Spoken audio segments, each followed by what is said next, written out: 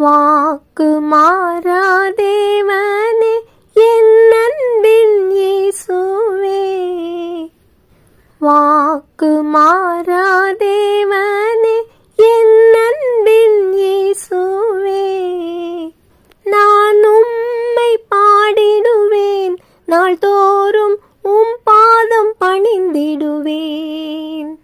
நான் உம்மை பாடிடுவேன், நாள்தோறும் உம் பாதம் பணிந்திடுவேன்.